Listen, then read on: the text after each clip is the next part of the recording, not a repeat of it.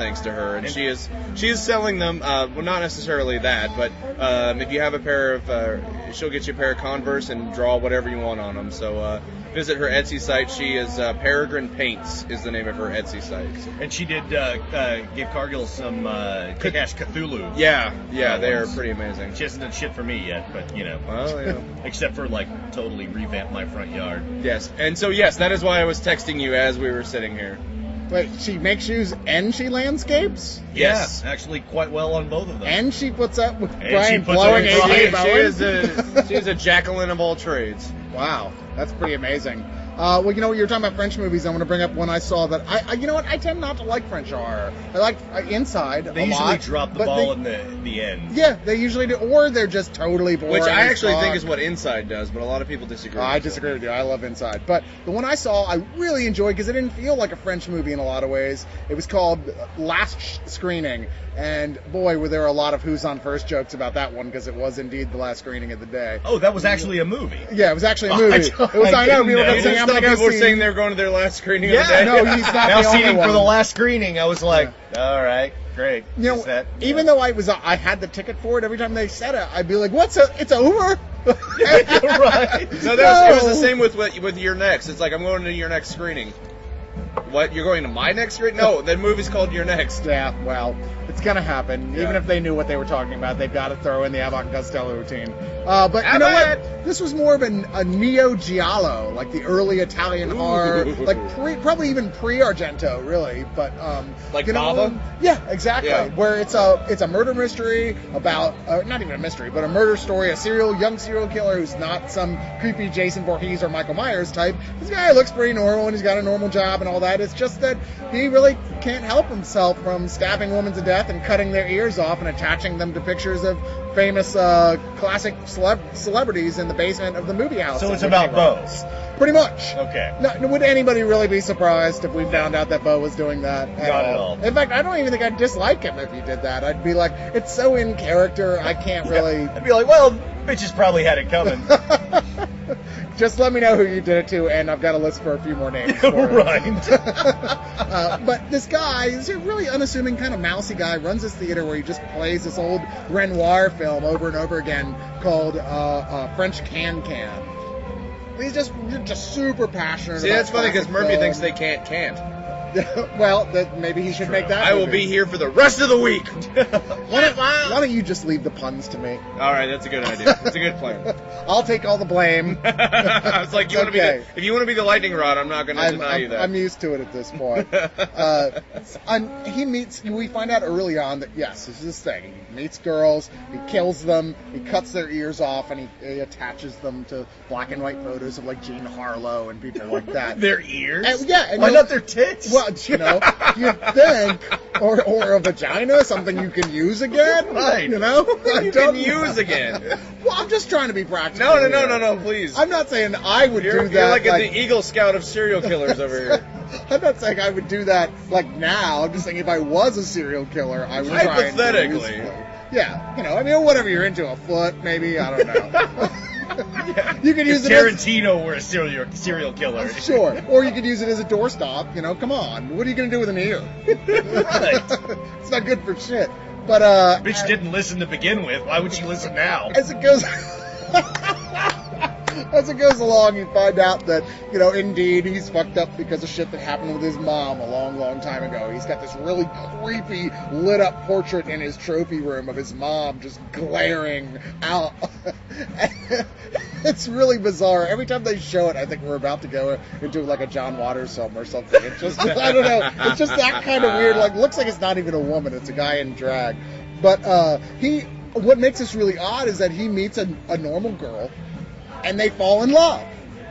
Meanwhile, when they're not dating, he's out killing people. Or we're sitting and watching classic movies and talking about them with other patrons. And it's like, this is a fucked up movie. It's like a giallo in the style of it, though, Mm-hmm. And the cinematography and a lot of the shots that you go, wow, that was a fucking amazing piece of film right there. Just like the stuff they get. There's this great shot where like an earring falls down and hits the ground because that's kind of his thing. That ties back to the relationship with his mom. And you just see blood just drench over this huge earring, this huge pearl drop earring. Yeah. Just like, wow, just take your breath away watching Nice. it. Super great. Like I said, it's odd, but it's not odd like I don't understand what happened. And just a stunner of an ending. Nice. Really, it's probably my second favorite of the films I've seen. Wow, very here. nice. Like I said, it's a giallo and everything except that there are no cops in it. Because Yeah. usually a giallo will It's have about two the stories. detectives, yeah. They'll let you get to see there's the murders. Or no, I take that back. It's usually not. It's usually not a detective. It's usually like, it's usually an artist actually who is like caught up in the investigation. Yeah, especially in or Argento's writer movies. or something. You know. Yeah, in an Argento's, architect maybe. in Argento's movies, it was like singers, writers, Yeah. Painters, and they would be doing the work of the police force because the police were completely inept. But if that sort of thing sounds like it, if you love those type of movies, this is like a can't miss. Nice. So, Ryan, you haven't brought up a lot. What else did you see? Well, I mean, I have a couple more that I'd like to talk about. Are we going to be able to go around again? you think? Yeah, no, we Okay, can go great. around until you guys are done, really. In that case, I would like to do a special Fantastic Fest version of Killer Bees, because one movie I saw during this festival that I really loved was Coming At You. Oh, God, I'm so sad I didn't get to see that. I thought, and this is what I get for not reading the things thoroughly, I thought it was like a collection of clips from old 3D movies. No. What it is it's a Western from the 70s that basically was created to exploit the gimmick of 3D in a way that it was right in this dead period, but like between the 50s and the late 70s, early 80s, 3D had come and gone. Like 3D was really big with 50s sci-fi horror movies for a while, and then it just kind of died. Sure. And then the 80s brought it back again. But this was a movie that, like, right at the cusp of that was a complete gimmick. I mean, every fucking shot is a shotgun in your face. It's a snake crawling down a branch in your face. They even go so far as to do not one, but two different types of beans being poured on your face. Like, they could not be more gimmicky if they tried. But if you're gonna do a 3D movie, Right. And the thing is, they've done a complete restoration on it with new, updated 3D, so it looks even better. okay. But underneath all the 3D bullshit is a really solid Western that's on par with Django. Okay, you keep Really. saying that, and I keep, like, my brain keeps just shutting down, going, nope, don't believe it. Can't believe it. So is. It's one of the great Western revenge films that I've ever seen. And I love those. And it was made by this guy whose name is Antonio. I can't remember his What a last name. surprise. Yeah. It's Italian. Of course it's Italian. Of course. But basically it's a complete gimmick movie. But if you can get past that and just look at the film itself, it's really fucking cool. There's a lot of great shootouts. The character is one of those, like, doesn't talk very much, but just gets the fucking job done Western heroes. Oh, I love that. Oh, it's great.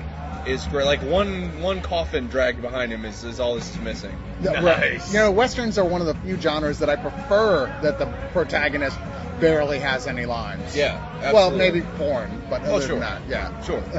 But yeah, I highly, highly, highly recommend. Is that going to be Coming At You. made available sometime soon for home I viewing? think it's out there in some format from the original release. Yeah. The thing I do want to know, though, is that in the version that we saw, like, there was some different color correction. There's a lot of really great black and white scenes with color, like, different items in the scene are in color. Yeah. I don't know if that was part of the original movie or if that was something they did for this version that we showed at Fantastic Fest, but it is really artistically effective. Huh. I really dug it. And I didn't care two shits about the 3D stuff. I just thought the movie was great. Wow, okay. Yeah. Yeah, you're making me even more sad that I didn't get to see either one of the screenings for it. Yeah, So, it was pretty amazing. Murph, what else you got for us? I saw one called Senin Tunchi, The Curse of the Alps. Yes, sir. I don't think I've seen a film yet that I couldn't pronounce this year. I got to make up for that. before this is over. I keep screwing it up. Senin Yeah. Hoffenfrau. See, whenever it's those films, I just go, Austin you know, Pepper? that Asian film that started with the letter S or whatever. Right, Everyone yeah. goes, yeah, I know what you mean. This was a Swiss film dealing with a myth about the Senin Tunchi, which is these three guys who create this woman out of a broom through voodoo. And she cleans house and everything and does the dishes. And then, of course, you know, they rape her repeatedly. and have- Repeatedly! Of course. Yes. No, And- but like there have been movies that are very rape friendly in this festival. This movie has the single most rape of any other film this year. And Yeah. that is saying something when you're talking about Fantastic. Yeah. That's true. It was really hard to watch in that respect. And of course, she gets her revenge. That's the myth that's laid out up front. And as soon as they lay that myth out, that it's going to parallel the structure of the film. Sure. It's a little hard to follow because it is. it's told in a very they use a fractured narrative, and it's like flashback within a flashback. Yeah. But once it all comes together, it's actually pretty good. I But a thought lot the of the opening in rapey this stuff movie- is hard to watch. Right, no, I thought the opening of this movie was fucking brilliant. The opening in this movie made it look like they were merging a detective story with a Grimm's Brothers fairy tale. Yes. That sounds awesome. And yes, and it starts, and then it just kind of, I lost interest in it about 45 minutes in. I was just like, it didn't keep that same pace, that same intensity, that same creative structure. It just seemed like it was floundering. I liked it. I thought it took some interesting turns and had a weird mythology to it, and you never really know what's going on until the very end. But all of the clues were really pretty much there, but I thought the story was told in such a bass-ackwards fashion. Yeah. That you really, it wasn't spoon-fed to you, so you really kind of had to kind of piece everything together. And that's the thing. It wasn't spoon-fed in so much as you didn't know who all the characters were, Yeah. or where the plot was supposed to be. I don't know. Yeah, and it is not a horror movie. No. No. I went into it thinking it was. It's not. No. Any movie that has the word curse in it, you immediately think is a horror movie. Yeah, naturally. But And it's got some not. horror elements to it, and some weird supernatural elements. Not to spoil anything, but yeah, it's I don't know. It's weird got and it's cool. I thought it was very different. This weird, religious iconography stuff A going on. lot of that. Yeah. To me, didn't really factor that much into the girl's actual story. I thought it did. Okay. Well, I thought it really did. I don't know. To me, I lost interest in it. Now, to be fair, I don't remember anything past 45 minutes. So when I watched it, I was either drunk or I fell asleep because I was bored. So, to be fair, I could be completely wrong. But